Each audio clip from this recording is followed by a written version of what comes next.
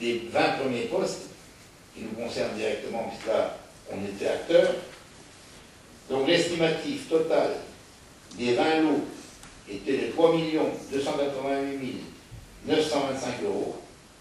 L'offre des entreprises est de 3 150 539 €. Donc l'écart qui nous est favorable est de 134 386 €.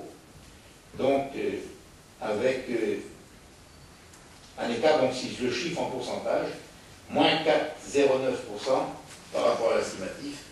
Et là, je dis merci à tous ceux qui ont travaillé, en particulier beaucoup M. Béchamp, pas M. Béchamp, les élus aussi, mais beaucoup M. Béchamp, avec les cabinets d'architecture, pour que ce projet très valorisant, pour employer un mot à la mode maintenant, égal vaudeux, structurant, employé à toutes les sauces, projet structurant pour Oudéac, donc de rester dans les cordes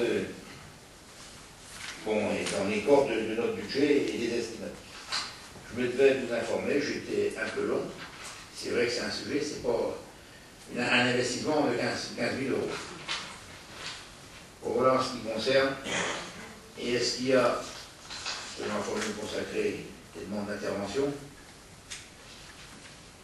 Je donne tous les chiffres. Les commissions d'appel d'offres ont fonctionné.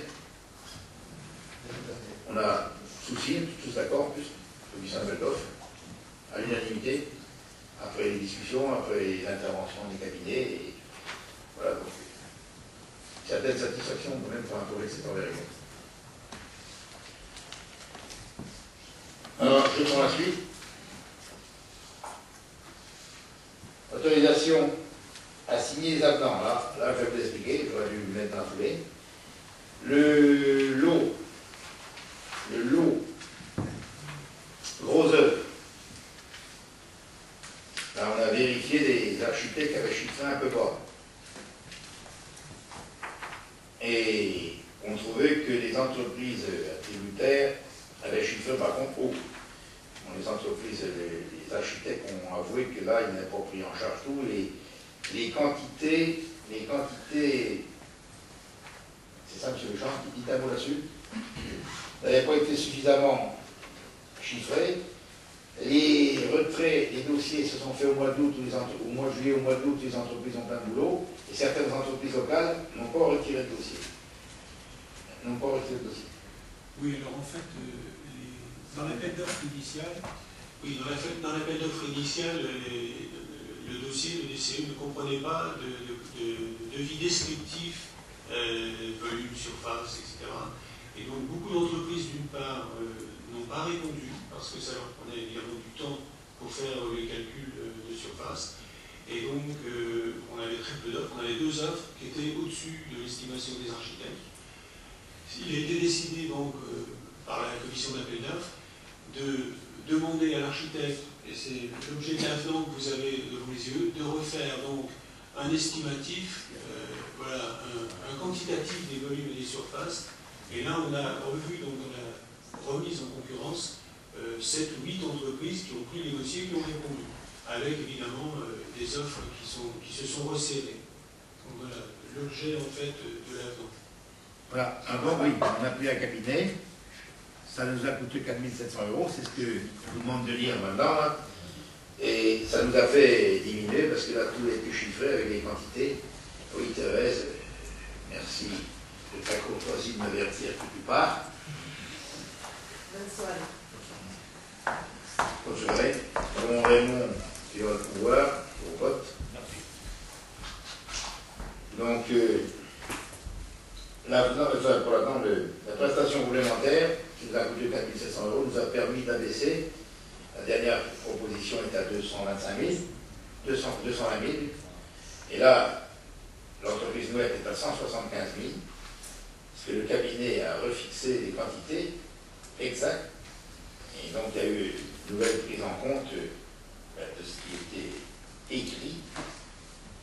C'est pour ça que je vous demande de m'autoriser à signer un avenant au marché. Le Conseil est informé qu'en cadre du marché de maîtrise d'œuvre, une mission complémentaire a été confiée au cabinet de maîtrise d'œuvre à un grand mandataire du groupement un grand Le Clochinou, Armor Économie Exocet, DMO Cette mission concerne l'établissement de plans pré-études pour le numéro 4 gros œufs, avec descriptif, dimensionnement des ouvrages et quantitatif. Cette prestation complémentaire s'élève à 4 700 €. Donc le Conseil est invité à m'autoriser à signer la plan. On en a parlé en commission aussi, l'appel d'offres, et on est aussi tous d'accord, ça c'est bien, on est tous d'accord pour se solliciter, mandater cette étude qui, au final, nous permet de gagner par rapport à ce qui était écrit, donc de ne pas perdre, ça fait un différentiel de 40 000 €, à peu près, j'arrondis. Voilà les explications, vous êtes en droit d'attendre au Conseil municipal. Entretien des espaces verts communaux. Là aussi, on avait fait plusieurs appels d'offres. Les ateliers du Marais, donc les SAT, on appelait IME avant, étaient au-dessus. J'ai pris en compte le handicap des jeunes qui ont besoin de travailler. J'ai rencontré en toute simplicité le directeur, M. Goupil, qui, en lui disant qu'il était plus cher, il a revu les chiffres sur un chapitre, et j'ai eu les remerciements de M. Goupil, qu'on a rendu aux ateliers du Marais, qui font travailler des jeunes, ayant beaucoup d'espace vert sur la commune, et les services municipaux sur l'importance de la commune et avec tout ne peuvent pas assurer. Et tous les ans, donc on signe un marché, après mise en concurrence d'entreprise, et les entretiens concernent 23 sites, dont les abords des bassins tampons d'eau pluviale, avec des résidences ou des chapelles aussi, par exemple les parfareux, là, il y a un vaste espace communal à entretenir. Donc une mise en concurrence a été organisée, les ateliers du Marais ayant présenté, mais je vous le dis, l'offre économiquement la plus intéressante après négociation, sont retenus pour réaliser les travaux, s'élevant quand même à une somme qui n'est pas neutre, de 42 065 €. Permettant que ces jeunes-là est employé, parce que M. Goupil a aussi un budget à tenir pour les actes. Marché complémentaire pour réaliser un manuel d'autosurveillance. Pas caméra, parce que sinon il y aura une réunion encore qui va se faire. Ils vont parler d'autosurveillance. Non, c'est du système d'assainissement seulement, je vous rassure. Le conseil municipal est invité à m'autoriser à signer un marché complémentaire suivant l'article 35.2 du Code des marchés publics avec la société Safèche. Ce marché concerne la réalisation d'une prestation d'établissement d'un manuel d'autosurveillance du système d'assainissement, des effluents urbains d'Ouliac, stations d'épuration, bassins tampons, stations de relevage et réseaux de collecte. Le montant de cette prestation s'élève à 10 000 €. Monsieur Béchamp, je vous un mot là-dessus. Le spécialiste. C'est une nouvelle obligation qui nous est faite. Donc, en fait, on doit établir annuellement un registre qui fait 70-80 pages en reprenant tout le système épuratoire de la collectivité. Alors, dans la mesure où Safèche avait un marché pour réaliser les travaux, il a toutes les données et donc il y avait une offre économiquement intéressante pour la ville à retourner vers Safèche pour faire ce manuel d'autosurveillance. Merci. Foncier, boulevard des Pluteaux, alignement. Bon là je vais aller assez vite. La largeur du trottoir étant insuffisante. À l'angle de la rue d'Atamie du boulevard des Pluteaux, après négociation, menée par Paul Pasco, ça, on a acheté une grande surface, 6 mètres carrés, à l'euro symbolique, mais la voirie, le trottoir est en ordre. Bien sûr, M. Travaillier nous a demandé, puisqu'on modifie sa propriété, de finir la clôturer, de l'enclos, après sans doute une démolition partielle, donc de verser une indemnité de clôture de 2 330 € pour la rendre le trottoir fonctionnel et accessible. Place Notre-Dame, alignement, juste à côté ici, vous avez le plan, pièce jointe numéro 16. Consort ouest. Suite à la réalisation des pavillons dans la venelle de la place Notre-Dame, il convient de procéder à l'acquisition des emprises destinées à intégrer le domaine public au droit des clôtures privatives. Il est possible à cette occasion de régulariser l'alignement de la propriété des consorts ouest à la fond du bâtiment commercial leur appartenant situé à l'angle de la place.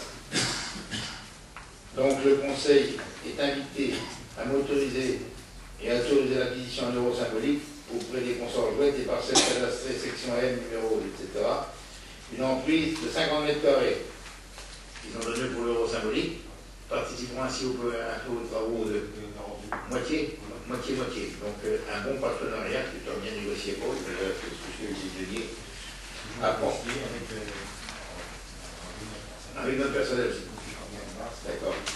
Ah oui, l'administratif aussi. À prendre dans les parcelles cadastrées, vous voyez, donc c'est pour mettre tout en alignement. Vente de parcelles agricoles. Bon, les parcelles agricoles, là on en vend à peu près pour 95 000 €. Pourquoi? Parce qu'ils ont un faible intérêt pour des regroupements. C'est vrai qu'on a des négociations, très souvent avec le bilan des locaux négociés, quand surtout on est allé, on ira moins souvent, mais pour la zone commerciale nord et la zone industrielle, la plus grande zone du département, 450 hectares, est allé à plusieurs reprises pour, sans spolier les agriculteurs. On voit des agriculteurs qui partent en retraite, et pour les autres, quand on a besoin de terre sur les secteurs bien localisés du secteur industriel, la zone Pierre-Étienne, donc il y a des négociations souvent qui se déroulent bien, dans le 3/4 du temps, même plus du 3/4 du temps. Et bien on a aussi en réserve des terres qui permettent des compensations, etc.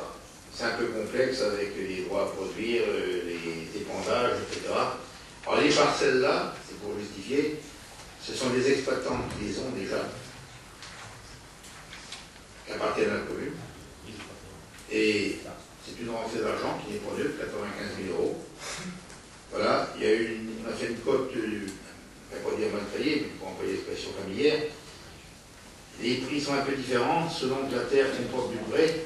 Paul, tu vas donner un petit mot après, je te donne la parole. Je vais lire d'abord dire un mot. Donc, suite à plusieurs opérations successives de remembrement et d'acquisition diverses, la commune est propriétaire de plusieurs parcelles, situées en dehors de l'agglomération, bien sûr, et non productives de revenus. Compte tenu du faible intérêt qu'elles sont susceptibles de présenter dans le cadre d'échanges fonciers, il est proposé d'en autoriser la vente au profit des exploitants. Parcelles ZR, bon, je vais vous dire simplement les surfaces. 4 hectares, 76 arts, vente au profit de M. Philippe Lebord, 24 785 €. Parcelle W42, 5 hectares, 89, vente au profit de M. Loïc Jean, 30 671 €. Parcelle WP, numéro 61, 2 hectares, 76 arts, vente au profit de M. Jean-Paul Massé, au prix de 14 353 €. Parcelle ZR 183, 2 hectares 57, vente au profit de M. et Mme Daniel Le Bihan, au prix de 14 147 €. Parcelle WP numéro 44, 2 hectares 39, vente au profit du GAEC du Point du Jour, au prix de 13 157 €. Donc le Conseil est invité à m'autoriser, après discussion, puis s'il y a des interventions, à signer les documents utiles à la régularisation des dossiers. Pour le petit précision, rapide. L'avis des domaines a été demandé, donc nous étions partis sur un prix de 5 500 € l'hectare. Bon, c'est vrai que certaines parcelles, ce sont des terres que la commune a récupérées suite à des remembrements et tout ça, ou à des travaux routiers, ont des terres de moins bonne qualité que d'autres, qui existent à la commune. Donc il y a eu une négociation avec 3 acquéreurs, surtout pour des parcelles qui avaient du prêt. Un certain pourcentage de prêt, donc pour ces parcelles-là, le tarif est de 5 200 € l'hectare. Tu confirmes bien qu'ils les exploitaient déjà? Oui, ils les exploitent. Bien précisé que c'est pour une attribution donnée à quelqu'un. C'est des parcelles qui sont exploitées depuis Exploitées. plusieurs années.